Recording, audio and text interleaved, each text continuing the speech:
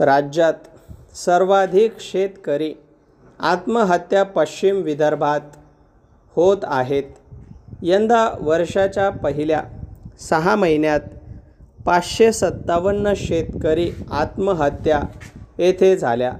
त्यातही सर्वाधिक 170 आत्महत्या अमरावती जिल्ह्यात झाल्या आहेत.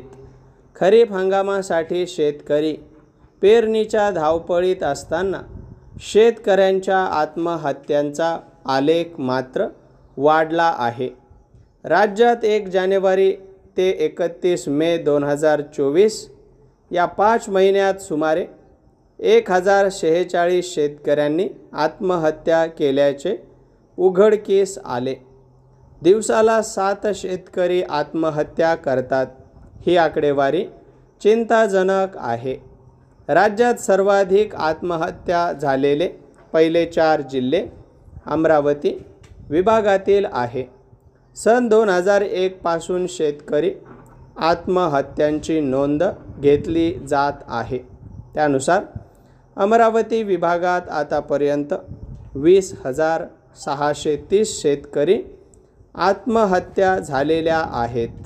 यापैकी 9,516 प्रकरणांमध्ये शासन मदत देण्यात आली आहे. परिच्छेद दुष्काळ, अतिवृष्टी, नापिकी या नैसर्गिक स्थिती अखेरीज शेतमालाचे पडलेले भाव, सरकारचा बाजारातील हस्तक्षेप, पीक विम्यातील गोंधळ, सरकारी योजनांचा लाभ मिळवून देण्यात होत असलेली अडवणूक, पीक कर्ज घेताना येणाऱ्या अडचणी, वीज आणि पाण्याचे प्रश्न, उदरनिर्वाहासाठी होणारी आर्थिक ओढाताण आणि यातून उभा राहणारा कर्जबाजारीपणा ही शेतकरी आत्महत्यांसाठी प्रमुख कारणे सांगितली जात आहेत.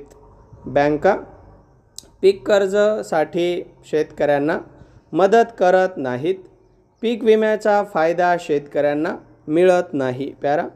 महसूल आणि वन विभागाच्या 23 जानेवारी 2006च्या शासन निर्णयानुसार सततची नापिकी, कर्जबाजारीपणा आणि कर्ज परतफेडीचा तगादा या कारणांमुळे शेतकरी आत्महत्या झाली असल्यास मदत व पुनर्वसन विभागामार्फत शेतकऱ्यांच्या कुटुंबियांना 1 लाख रुपयांची आर्थिक मदत दिली जाते.